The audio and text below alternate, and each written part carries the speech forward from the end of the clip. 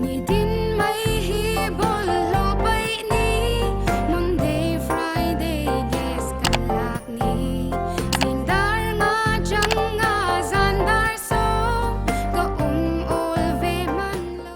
ko che chol season 2 bung somni pakhat na chiar chun zomang umami omve se mami tina ming phu vela haw rep repila anom don nen te in kan chung ko kanom khom lai kanom kim lai ka ngai tua kalunga leng tak zetani tuna chun sing nun hian min shualin min shuai kwal na sata e mani ruma chun kalut langa kamule ngala anu churon zai lut rat rata kai chu kamut chuak a re vek ma se sunday tenia kamului don tin ken khu tha sau sawa anu churon awin voin chu in khom tong che in khom lo hi ngai ai nei chotan don tlat aron ti van pe lo tak ma se ken khom tlem lu tuka in khom ve ram chu ka du ka chuan lamber boite la anun kaiman ka shoi thei ka boi pui vekang ati boxi ken khom nge nge yangai ma se ken khom don poni thei chumi ma chon kamut phota ngai ni te in kamuluya mutlui reng na na chon kamu hil vele maya ka thom hriat le masak ber chu mutle ni tumem ni em a tiri chu ni amak vak vak karon tho ka tia khonge boite a ka ti ngal vat boite tabri poi chelawania a tre renga I har thei lo lutuka karon la to pani kha ti in a ang zui mol mola anu tel nan chuan I ang chunga om hi a chang chuna ni nom ka tia anu chuan intify wat wat la in khom na mangi lain siam halo voin chu in khom ve nge nge la ni mai a tia o kain khom don misual ber mu hian min mu zia su ka tia anu chun phun lo la 25 ro a tia ham bai bai chungin du to ka han mut ve hi chu ka han chak tak ka ti le chu anu ngai dan ni lo lutuk oi I du to kai mut phai chuan e I har chuale me chuan I lo thi tong a tia boite chu chuata chun thuin toi salo khal mel mela a bianga chun ka fob zewa intify tur le inthiar tur chuan bathroom lama chun ka luta ka intify zo chuan chungin khom na mangin tuk chuan chu kan aya ro sang chu ron aw lar lara enge ka ti ngal thut anu chun a van mak vak vak thin choi lai lain a lo ti amak min lo khak man jesu ka ti deuh luka ro sang chuan in khom don em a ron ti don lutuk kar tuana ka nga hlel ber ka tia anu chuan I va han over tak khi dharma sari tre pania tin hanui suka choka I khama kut ka sil lai tak chuan dara ron ria ei kapa karon kal don ka ti kher chu anu chuan I va han over tak pathian te hi wanan mangsu tin hanui put puta enge mo wanan ka mangami boite kha kan vati fa yange ti in boite chu ka ti fa ya in khom tor chon ka siam vea kai po kan siam mol mula kain khom khat tu tuk chu ka lai de huin ka sia ka sunday dress te po chu an lo la vul khop mai ma se kai ma zo khi ka chul ri ni anu pen siam ve ngal mol mula ro sang chu ron chawin ani po aron chelo ngang mai kai ai chon en khom tam dewa ma se a chu ti te lua bik lo ro sang chon unu te nang po scooting kal bik song che aron ti oi boite puak nen ken ka kal pai lo ka ti deuh maka anu chon keiman ka puang zalen takin in khom ro alo ti le in khom tlon lawa ho te khai tumange atia ro sang nen chon kanin nui suka anu chuan ro sang po in khom tlon loi shat ti in akhak vele ngala ro sang nen chon in enin kan nui suka ani kalangu ti in biakin lampan chon kan kal ve ta dam dama tlai lamania ro sang nen chon chon hulamin khom chu kan pei tangang lo anui ro ain khom thunga dar ni vel chon ramile khrisin ron thlenga choron ei ngalan tuma ro sang po choron ei ve tur chon kan soma an ron thlenga boite chon ron ti trap le ngal kan ning lutuk chu nangma nin thlem ro ka ti deuh maka an poma pona wa chu apuin vokte chon va en puya boite po chu bang vele mai boka kona chun arsa chu kan han laya ka leilo wang po tila chon ron ei don hi chuan kan chome thing chau chun du khop lo ve khang lang zel boxia an buai thla ka nia kan arsa lai kan holam chu broiler nen chon kan in toka min ron mel na salutuk kaila lo duai du big lo ka mel let ve kora kanin pel sok ni main ka sia ka thien te chuan iral nu hi chu ingai ve ni an lo ti kai chuan o aman min ron en ma sa ni kha ka tia kan nui thadar dara in kan thlenga anu polo om towa anu chon enge ni leta arsa ten han leya alo ti vara hei chokan ron ai don an ti tlatani hi pe om lo lutuk ka tia ro sang chuan unute dareng zangin in kheldon kha aron ti dar sar le chan venin ka sia ka ti chuan anu chuan kha in khom lo na tur thil bu kan lo boi pui le ta aron ti le luka ke chuan oi zan nen thlenga in khom tur chuan ka thlarau nun hi chak tok ri lo ani ka tia midang po chuan a dik chi kan veng phei chu apu awat soyania azin na ram zong zong min fan pui le te tenga athu soi hi ka ngai thlapai hlol lo ani christina ron tia anu chuan pu awa kha chu athu soi khan in om ve thina ni muthi chuak ngal ngoi ngoi zel ti na lo tui ni ve boka anu chu pona chuna chuaka nute irila tram toem awati oi thian te om lai lain min chei nan takan mang le don chiang lutuk rami chu tlan chuak ngal numoi invok te hi nu teimo tina vanui hor hora kai chuan a che khopani a muya zum si tre ring thero puisi moi ni kha ti in kanuya khrisi chuan nute mel chanu tina va aw ngal renga ka van ning tak anu de do po hi enge mo va au kher kherni tin kanui suka ei rong chu kan bol pa mol mola bena chu kan video call a ain khel kan en ho tur thote kan soya bena chuan ni zana imumangai mulokem tina nui sun suna ni zan kha chuan kamang mi lo mase in chak thawang tin ka hrila rami chuan kan thil ei khom na tur poisa lo tumte aron tile man bena chuan aninom mi chuan poisa choin kan in khelan ena nang ni ve chu ka in khelin en man ka choi reng ka pei to lo aron tia kan nuya rami chuan kan en du hi lom hle ta che tina la vin zok hrepa kan thil ei na tur man tlem chu ron pe tak taka khrisi chuan rami han phakar vai te ei ru ki tum le vai tina lo vo ngal kan in ring lo tlang ani darnga velania ni kola her liam ruai ruaya pona chun kan thu khom la ya kan ti tia kan nui dar dar renga ke chu engtina motak hian kalunga leng riawa usia taka ngai tu chuak thuta a ming kalam chuak man trep nge nge ya ma se kein thunun theisa ma khrisi le rami hian usia ta ming lam hi an phal to lo ani bera chutia fawang le thasikin an lal ramin chu a khovel moina an ron ti vul lai mek chu keini thian ho chuan moi ti e memin kan thira rami chuan thala chuai chuaya a status ka mu pe lo lok tin kan lo fiama rami la chuan ti hian ka langa fb anen ig anen ka story chuai chuai don ti in uluk zet chuan alamol mol renga chutia kanin kom khom lai chuan ka phone chu ron ria ka number shet ngai lo atangin ani oh hello tin ka chang hal wata le lo ma tanga ron tong o chu ka hriat chian em ani enga tinge min block deuh khera aron ti thop sata e ka lo block cheni mo ka lo hramia hleinem ka ti maya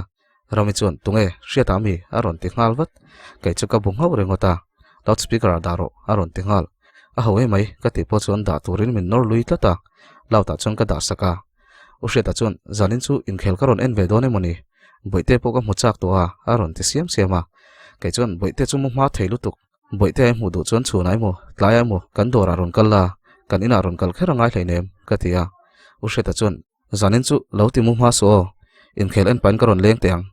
boite ka ngai mai ate chuar chuara rami chuan in khel te chu lindai te inai mo en la ni mai lom alauti khrisi chuan alo khap wata usheta chuan ramiten anron en ve done lo ti in dam thluam chuan ron changa kai chuan kan en khom le dona idu le lo en la ma se ka soi kha boite hi tun lai chu amu ma thin te mai nia alo mu to mai thaini ka tia amu hi live om hu cha kom reng reng alom ti in phone chu offa rami chuan ne pakha kaning tlat kai chu mel te ka ten zo vek to alo ti zat zata ro sang chuan choi thainia numoi an khom don boxi local ro ti na ron awa kai ni ho chu choi tur chon kan phaya anu chon choi main lalnu nu te kha cho lo wa pelok te atia kha karin dan chi ti pa chuan avok chu siam sa chu ka khai chu ka nu te chu cho ka pe a ei thadu lo lu tuk chu nu te ka ti hluka ka ngai to chianga ka nui suka a ming chu van tul lo tak ka ti chuak sapa kadin lama chon nui vur vur chung chong ka let phaya cho chu kan kil hawa kan ti ti pa mol mola benate chu chakram se kan ti thote benan pet go se kan tu ziate bena hlotlin na kan lompui ziate chu kan soiluama akha tokin ro sangin en chon kan dem fiam reng boka ani chu lai thei hle a sen deu up apa anu chon ai mai teu kha cho point ti ai theilo mechanic training thiam hlei theilo le chung ko che chol bial pa nei ai chon professional footballer bial pa nei te chu chak om dei zokalom tero ro sang ate chu ramile khrisi chuan khera che an lo ti hluka cho kan ai kham chon boite chu kan boi pui velea zana kan beng cheng don sia tuna changa mut nga lo chuan amu hil thei lo mai ang tin pona chuan oi mut tumin ka oi dar dara anu chu in khom kal tur chuan a chuaka konga chuan tunge ni to ni iron leng do ne lo khi in khelan en khom le don ni khi lo han chhoro ati ri chu ka hria ami biak chuan kot zol chu ron thlenga ke chuan boite chu kalo oi dar dara u hriata chuan iwa ha om ve aron ti halowe iwan ron thleng ma ve ka ti sapa nia lindai pa in choi amin soma karon tlang hala ni hi atia buk ngau ngau pa chuan ani chu mole hei amuta chuak to lutuka ka tia boite chu ron ena kalo podon em ni in thashon mel tak chuan atia idu chuan puala ti in kanin hlana boite chu oi dar dara zana thimrui towa rc pon lang pele un to kan thi star po fia vak lawin alang le towa kaini po kanom ho le towa mase tuna chuan engtika ma kan thinlung enzom le to don lawa kanum khom ve mai choni to umami pangpar bula chuan ka thuwa anpa fine oidar dar lai chu ka thira ka ngai to na chu kal thui hle mai u hre ta chuan tunlai indorin boyem tin min zota o boy ni mai christmas an hai chhotana kan lun chho khop mai ka tia u hre ta chuan karon tlo ko yang cheu ka ti thina ka boy velu tuka ati chuar chuara nia tu po hi kan boy vek to ni hi ka ti maya kan ngoi dun wanga kai chuan engti ka nge in nei chun ti tak ka tia u hre ta chu ngoi wanga a khu deuh khara van lam hoin thokan la hala kai chuan kalo en renga na kum mars thla an ti ta ni kha atia engtin mo tak hian min deng dotin ka hria midang ka tang chun hre to tho mai la u hre ta ka tang nge ya han hria chuan a mi den dana dang zar mai ani chu kai ni chu a boi thak e mai ti khan a ol sam mai lom tro ti in zalo tak chuan kan noi lui saka u hre ta ve thung chu ngoi renga kai chuan kha boite po mu hil to ni kha khoi vamutang katia kan pan he chon room a chon lutin boite chu kamuta room kan pan la chu rami chon min lo mel room hle boite ka mutir pa chuan u hre ta chuan ka kut chu ron vuana kala son vata tiro chuakang in khel pon tran trepang ka ti daya ka kal san hal mak rami chuan ngai om deuh deuh hian lo fiama kai chu ka ngoi renga khrisila chu ti bok u hre ta chu zalo ti hriat tak hian anui lui le suk thina rami chuan nupui sarkar na thok chelo le ho sai nei don sia e phur to viau lo mo ti tena fiama khrisi chuan kai chu nila nupui nei donila chu ka bial no hluite na ka lengam to mi lawang alo ti ve boka ro sang chu in thasung deuh nge ni atok kha shomatiang u hriat thingpui duem tin alo zot wara rami chuan khoi kaiman kan lo lumange ti in thingpui chu waluma ro sang chuan u hriat chu ti pui mol mola kaile khrisi chu kanin kom ve boka dar sari pial to a benate po anin khel trep to boka rami chuan phur takin thingpui chu ron siama u hriata chu pe hma sabera midang chu min pele den dena thingpui in pa chuan tv chu kan en thap loma benate team chuan warm up lain bena point in khel bula tran le ngei done u hretan thingpui in che chu a meng bial de ko ka enga tinge ka tia ala sa dewani hi ti in min chang maya rami chu mel zuka rami chu hre om lo takina ngoi renga thingpui chu in mol mola u hriata po chuan thingpui chu in vele mai boka dar sari le chan veria in khel chun tranta anin khel chu tum dang zong ain a hmu noma kan aw tur reng mai ni bena chuan voi ni ngot mai deuh deuina peta ma se anti goal thailo ve anin ne to ka penalty pe tangai kan thodep de pheni mai ro sangi phei chuan en ngam lawa bena te pol lamin an pet ma sa an pet goal lo ngal rami chuan vai chia iwa han zailo tak tin a aw waka kan nui deuh hama odisa lama tang chuan isakral te ron chuak ma saberin aron pet gol hal oi van poi tak kha mi zo chun thiam mole ti in khrisi chu lo tong ve wata ke chuan engma po ka sei thailo ka ngoi renga ka thina phudup dupa an pet gol chho zel to a odisa lama mi chuan a pet gol lo vele hlawa ka aw ring lutuk anu le api sa in khom bang chun ron thlenga api po ron tlang hal anu chuan in thoma van ring ve pona tang point turu takani aron ti tv chu enin ehe penalty in petelo benatela man chakem ati zom har zata rami chuan an chak lo wangin an la pet zel ani khemo atia api le anu po chuan uluk tokin an en ve ngala pangai nan pet zo towa an line draw zela benaron kal phei ve ta ken sum zo lo oi boite pet go lang che e thiam ber kalo tia u hriata chuan min ron mel zuka ma se enga ma ka ngai du to lem lo ka khuru tak an chak lo ka hlau lu tuka bena chuan ball chu penalty spot a chona da a van lama hoya thoka la hala a khap zok zoka a kut tang chu a el zuk zoka oi khipa khi zam chiang lutuk a kutati dana tang khian ka hre thei pet lo se o a pet gol lawang ka tia anu chon enga mo a thiamalom a pet golang a lo tia ro sang chon a dik chia a lo ti ve bok midang chun ngoi renga kai chon a zam lutuk a piangin a kut tanga tir thina tuna khian a zam tak zetani ti ka sia oi asira khian omila ka aw vak chak ka tia ka in ngam to lo hui sila ri tuara ka mit ka hup ngal a pet ri chu ka sia rami chuan oi vai pa chu tina awa khrisi chuan tikhan an chak lo mi atia ka hoi chuaka bena chu thun noka an ron replay ngal asir kil to ka chuna peta ma sen ki par vai pa chun aris dik lutuka ka khongai lutuk nirmala ti khan bena chu wa shwaya akwa phaya afui mol mula odisa lam tangin sa pakhataron chuaka an pet gol chuan final an lut don chuan bena te team chun tla don ka in ngam to meu lo chuni rami chuan ki par chu lo aw vai po ni mala i sef chuan mi zo tlang wala kan pomche te lo ti an nui le dar dar thina oi a pet na lam tur khi hriala lo hril ka van chak tak tin a tong renga khrisi chuan ininom tong reng lo te min ti hlau thong zual a ti supa sapa la chu a zam lo mel ro puisi hui sila rilea sapa chu tlana bol chu pet popa East Bengal ki par chuan aris dik lutuk ma se adang phalo chia chia ka zoi nok ni berin ka sia odisa ho chun tlan khom trak traka an celebrate na sa rami chuan ain khel pa nga ya in ne lo lo nen in van nei mai mai ni kha ati luka krisile raw sangi chu an mitui alo parol ve kianga o hriata po chuan ngoi rengin alo en ve a anu le api chuan tikhan an tlaim ni tin an phun sapa midang chu chan tumpon omlo kan ngoi thia pa o hriata chuan semi final ani to a ati zoi sapa bena chu fila chuna bok thopa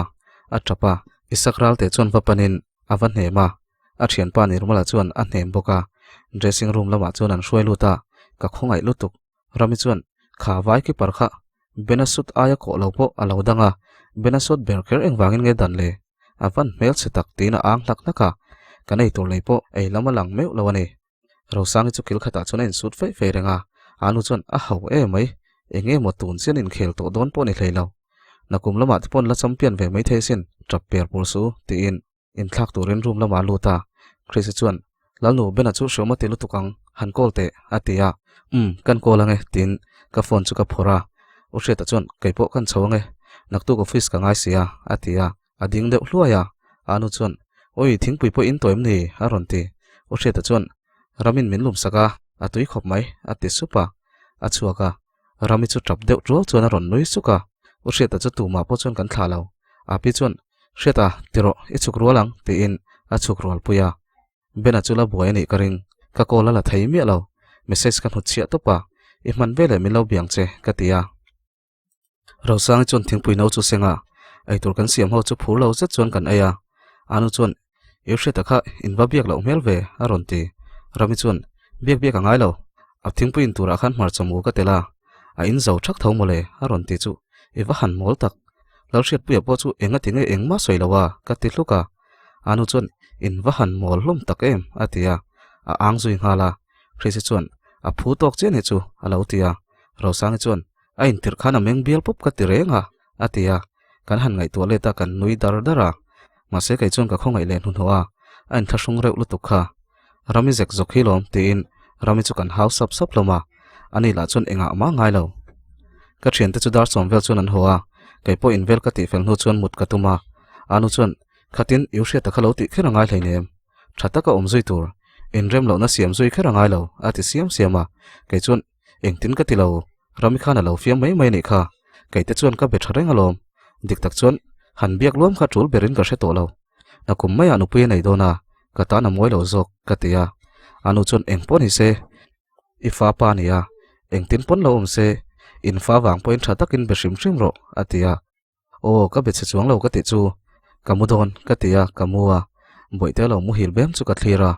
kan lu le kan thil ti sola wanga boite an fa sha tur ka ngai to chuan kan thiam lo viawa ma se ani tur ang ani vek to a boite hi a tha thayang berin kain kolanga boite ta nu thatak kaniang ti in boite chu bianga chon ka chukle zewa boite chu che chwal tola a har lau tak chuan anunga chon ka chula na lo te a beng dat chuan zoite in ka zai saka kai po chu mut chuak chon min ron zem chia chia ya kamu hil trep tia chuan ka phone chu ron rit lenga bena message ani zanin chu kamu ta off lu tuka phone ka khoi ve thai che atia inu nen in betoem ka ti wata min ron call na lo om nuala ma se hei phone ka khoi che sia message in ka hrila naktu ka kalau biang cheu ka ti aron tia bevat la chu thasin le an ngai tu don chenen ka tia bena chuan ka ngai tu omlo ati ra khan kan tur thiam lo dewa ma se hei coach le ka team mate ka ru man ron kala ka thato lutuk football a hi chuan tiang hi thleng thina lom ti in ama chu pa ngai to hle a kalau kol don chem ni ka tia imutala chualo chuan apoi chuang lo atia ka kola zoite chuan kanin berenga ati ra tang khan azam sa ziate pet lo mai du jok thu te soya kai chuan nia exam ti kha ka sia pet lo la ka ti lutuka ka ti chuan engtin nge ka jam ti hriata ati wata izia tam tak thak to mala exam la ya ithil ti dani la thak leinem ikuti elle mel kha ka moreng alom ramile ro sangi po an mi tuit lana sania ka ti chuan ani nang ati sapa kai te chu mi tuit la ve mai chi ka ni hleinem ka ti rual chuan ni lal noi chu chaka a huai sena a patlinga a ron ti le du ininom ti khan engtin ngai nom don ka tia ka hrelo le kan season chu top ri ni maya engtik nge ka ron chho thei don ni atia kan ti tui hle a ka nema ani po ka har sat na ka hril le to a manang pok khan kanin nem to na ka ngai re khopani lo ho wat se ka ti zan rei tak theng chu kanin bia phone chu kan da ka phone chu ka en kwala ushiatan min ron bia ka ron soi kha ka hre chuak thuta enga tinge min block khera ti kha engtik line nge ka lo block ka hre lo reng a number kha chu ka delete nge ya ma se ka block lai ka hre mi lo a number chu delete mai la ril ruwa ka vong renga ka unblock le a enga nge mo atur thailo jok ang zia zanga kan block vel kher ni ti in ka unblock atanga rei lo te a chuan status aron na ya alung len thule a fa pa ngai thu ni ka reply ang emo ka tia ma se ken rol na tur dia ka hriat lo wangin ka reply lo te chuan kamu hil ve le ta hun le ni liam ve zela December kan lu chho to a kan dor po lun zual hle a thingtlang lama tangin anron in bazar na sa kan boy ve mo pop khop mai chuti rual chuan boy dan thania ka halu tuk po chu seom ka tilo ka hlim jok main ka sia ni khat chu ro sang chuan customer an tlem deu lain in thashun mel takhian unute ni somni vel hian ka ho ve done moni le zoi sap phiana tia oi i om lo chuan kan van boy om ve tin klo chang maya ho lo se ka du ni ani chuan nia ka hre thawa ma se ka chung te hian master la om ho lo chun ti boxia ti in thil chu rm fel pa mol mola a hun teron thleng se kan ngai tu don ne ka tia ro sangi mewin ho min til chuan ka ho tir ngai ngai angai ma se kain dei lovin ka boy hle don ani ramile khrisi hi thok tura choran ngai ni khrisi pon an dora ngak pe tak tak chuang lo ka tia thiam tokin thlemila pocket money tur tlem zong peila an thlem thai mayang ka tiril ruwa ro sangi chu i ho dei chuan bena poi man don lo ni chu ka tia nia ka muchak mole ma se ka ron chuk le watang kum thar ti ra ka ron chukang atia i lo po ti felangai ni chu ti in kan ti pa mel mela an chung ko chungchang te chu kan soilu ma a kha tokin customer kan nei reng boka boite chu pakhu maten dor la man la chawa kan boi mema min lo lak choka an ni hi chu sport thil la man zuara tun lai tak chun lun lu tuk lem lawa tin a thok tunin dei ve shim boka daruk vel chuan kan hoa scooty kan keng lawa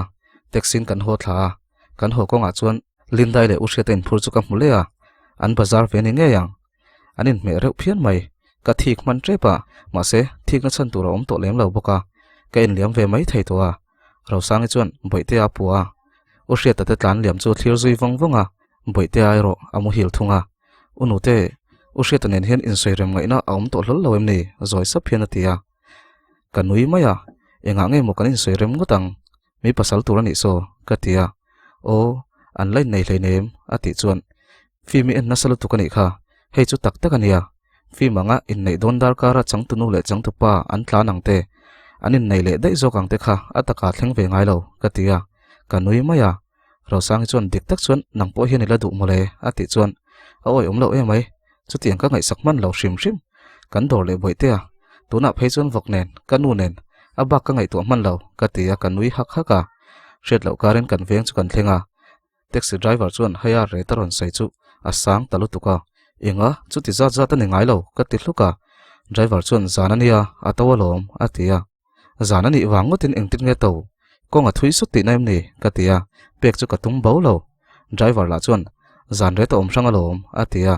chu tiang om sang ngai lo kai ni po sum dong kan nia zana ni wangin kan thil zor hi atau thut chuang lo katia driver chuan ko nga chiat dewin in bhung ro hlui po in ti to ver ngot zel tholom ati ve kher chu tiang mi kan ni ve lo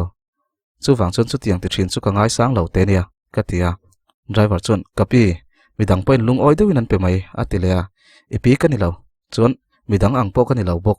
kha are pa ngai ni tin kan kal na nia are thi kan hre chiang ve taxi driver then khathi in du za zat retin in chiar mai katia min mel rum lutuk ani chon cheng za talin min bel ro atia ke chon ka bel lawang che ka ti ve maka kal kan tum chu min danga kanom na la ya chon tu vak manom lo bok nen ro sang chon a hlaw dewaniang unu te pe mai ro alo ti seka somnga bakin ka bel lawang che tin somnga chu ka pek bela driver chon min mel rum lutuk engtin ma phai chon min ti zui lem lawa dik tak chon amit meng vel kha nel om lo ema ka hlaw ve dewa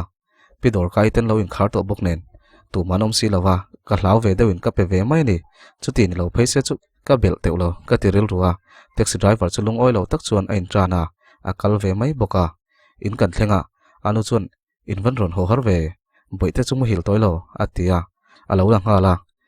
identify donem choi ka peina rai to nia ati zui nga zata ke chuan nakina choi khama ka identify mayang rosang identify donem tin ka zota ani chuan identify ngal ka du tin aina chuna chuka anu chuan iron hot lai theilu tuk boite ngai tu om keima zo khiron kal vele to tur nge ni ati siam siama boite de chu kan dor hai ho khian an duata kanin om chok ani mai chu lawa kan buai reng lawa rosang hian atlin lutuk keite chuan dora boite ka hanum ani mai chu tiangin min ti buai ran lo ka tia rosang hi hongai thut tur chungchang te chu ka soya anu chuan avan buai thak don ve o thok tur han lak na hun om to si lawa ati chuar chuara ke chuan ka tum dan te chu ka soya anu chuan a tha takang rami zok chu chorla khrisite chuan an dor nga ve tho nga yang chu atia ke chuan a ngak pe tak tak chuang lo ka som ve don shim shim ka tia rosang chu ron chawin cho chu kan aya a ho hun tur chungchang te chu kan soya anu chuan kum thar lama han ho jok mai la tin a lo thlem ve luama ma se rosang chuan a buaina le a chung ten ho ngei turan du thu te chuin thasung tak chuan a soi siam siama anu chuan ani ve box ni chu ma se iron kal to lo velang e o e chung te po chu korlum te thon vela thang atia kan ti ti mol mola boite chu ron trapa ruma chuan ka tlan lut wata ka va pom chuaka a rit to si po chunga chu ai hi ka pe lo mole tin ka po ngal mol mola puak pa chuan chu ka aya alo tre deuh chuan ka vin don thina anu chuan amak tin min lo mel run zela ka nui suk ringata cho ka nei kham chuan boite chu note ka pe a ro sang chuan choi mun vel chu ti fela anu chuan I ho dei chuan iu nu te hian anga yom che choi mun ti fel chok tu turanom don silawa tin min ron mel ke chuan oi awm pon ka silngun e maya tero ro sang ka ti chuan ro sang chu nui suk ringot dik tak chuan min ol ve chiang boka choron ai hi chuan silpo tumila ma zo khina chu zela min chok ve tak zetani cho ka nei kham chuan rei lo te ro sang chu la thu ve in thingpui te kan ina kanin zo chuan a chung ten ron phone awangin a chuk thla anu nen chon kan phalam huna tan ruam han na te kan soi du na in nei lampang ngai tu ngai to lo boka engkim chu a ol sam sot mai anu chon min ngai tu deuh thina sheomi tiem nang hi keima wangte hen pasal nei hi she pha te hi niange min chu san wat wat la poi ka tim hi lo ania atia enga nge mot nang ma wanga pasal nei ka shenga ka chak chana lom min tir koi pai si e ang pai si ombo san wat wat chei ka chak nen tin kanuya anu ponui suka nu ka chaw deuh kan mu teang ti in room lama chon ka luta karle mai chuan ro sangi po an kholama mas mang turena ho to dona ain buat sai na sa hle a taksa te po ama zong ain au luka ka fiam fawa in khoi ho tur hi iler tlat star deuh te hi nei moni katia adu lo na sa thin ramile khris te po tlasan kal mumal to lo boka ka dora thok tur chuan ka soma an manin retanin siama an ron thoka an thina chedun si ka tiran hial boxia an ron om nu hian kain dei lo zok ma ten ka sia kanol deuh chang chuan an ni pan hi hian rang zet hian an bial pa ten bengala ka hawngun thin ma se enga man ngai lo boilai takan biak phai hi chuan ka vin thap zela reilo te hi chuan han belo vea ma se an bele ngal vat tho kaipo ka hun ola chuan benanen kanin beve renga aron ho hun tur ka zo lain min shil du mi lawa ka surprise don che atitlata ka zot pai to lo lo lo thilero ka cha na sa hle a boite thil tur po ka cha na sangang mai ni liam ve zelin classic tak tak ani to a avot vur reng to ro sang ipon kholama liam to a karle mai hi Christmas ani to hun hi muang chang ina kale mukatia ma se chol ve ngai lo na na chu ni aliam zung zunga alo kal chakhle hi lo nia anu po hi dora ron kal ve fawa tunma angin a hrisel na that vak lo wangin ron kal ve fo lo se ka du zoka amala hian thanem hi ngai ve sia tlai kha chu vok chu pe ka du wangin a ho ma a boite chu ho puya tlai lama chun customer kan nei thale maya zana po chun an la ron kal renga anu chu ka kola boite tlai em tin ka zota tuna chun an la tlai ri illa ron hodon lo em ni tin min zot leta o hei voin chu dor tu kan nga to pa ka ti lai mek chuan rami chuan 38 khai tok zok alo ti le fok to customer nen anin nial len yang a buai thak thina nia nu ka da boite a tlai lo chu min ron kol mai ro o ka tia ole ole hei tuna chun a tlai ri a tia phone chu da a ti sat lei tum pakhat chuan a te tia rami chuan a te hin me zok a lian khain me lo alo ti tlat ke chuan o a lei tu tur berin a du te chuan lei tir mai la ka tia khrisi chuan a dik chi alo ti ve bok rami chuan a moi ka du pui lom mole alo ti ve tang tang customer pon nui ringot nakina 38 chu kalo lei meang 40 hi kan lapho tange atia nui sensena kan pek saka rami chu melin I ha thla ka I du zong hi mi zong zong du zong ani lo tin ka hawa thil mo hi she hek lo cheu alo la ti sham dar ko vel chun dor chu kan khara kai chu ken khal ho nga la an ni chun bel patin an ron lama boite ka ngai to ema wang chuan ding takin kanin lampanin ka ho nga la kan veng ka lut thlatur a re lai taka chuan ka scooty chu thiduka ka buai lutuk ka tinung thei box silo Chris chu ka call ringota o ka lo phone ang kai chu in ka thleng chia atia ko pa chumin call saka aron kal ngal tur thu soya ma se rai phiana anu chu ka bewata boite chu mut to thoi min changa boite bera mut to wangin ril ru ha zol boi po chu tlem chuna zia deu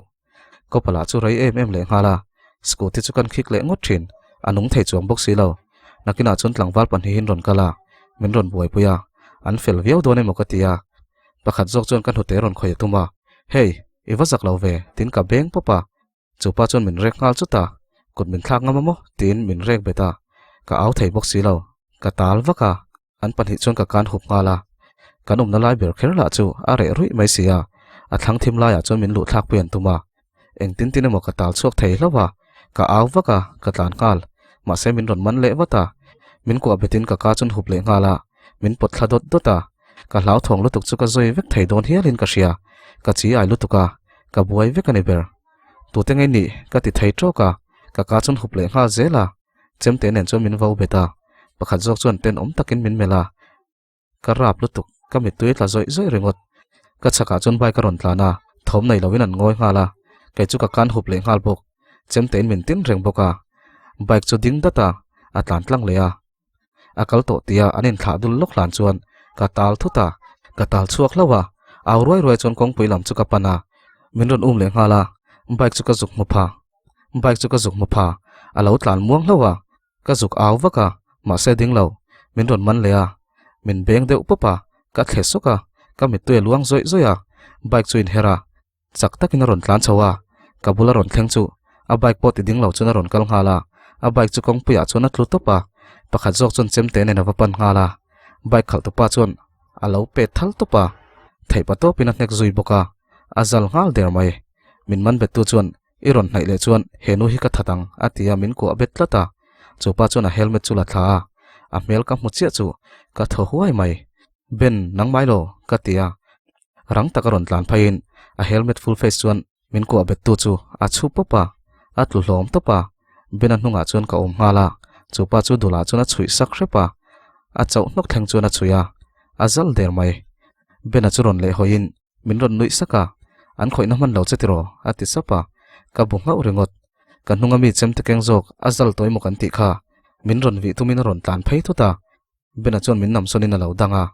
adula chuna vit thoya min ron vi tum tu chu a thei patop chuan a nek vak vaka a thi nuam towa a thi niang azal noka bena chu ka wakwa apum chu lo thi nuanga min pui ru tin ka aw ruaya rei tak ka buai pui nu chuan bike ron tlan tha pakhat chu ka lo aw wata ko pa chu ron thleng chia Ivan rei ve tin kalau hau ngal shepa bena chukan buai pui ngala ole khati zung khani se lo ngai thu zong zong te chunga kaloma min lo komena min lo like ka in pe chu min lo share sak turin ka som cheu ni